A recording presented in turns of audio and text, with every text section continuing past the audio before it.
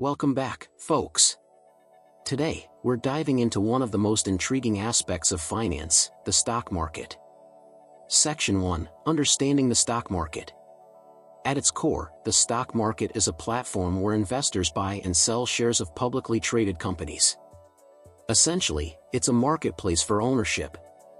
Section 2, How does it work? The dynamics of the stock market are driven by the forces of supply and demand.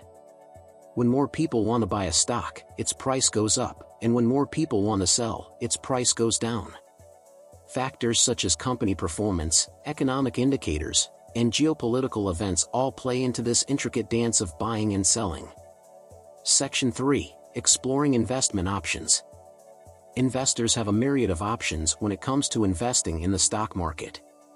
They can choose individual stocks, where they directly own shares of a single company, or they can opt for mutual funds and exchange-traded funds, ETFs, for broader diversification.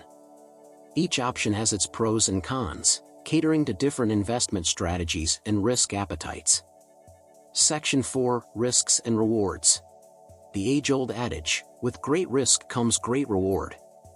Investing in the stock market offers the potential for significant returns, but it's not without its risks. Stock prices can be volatile, and there's always the possibility of losing money, especially in the short term.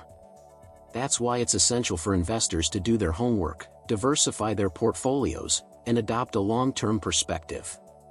Conclusion. So, there you have it, a beginner's guide to navigating the stock market. Remember, investing is a journey, and success doesn't happen overnight.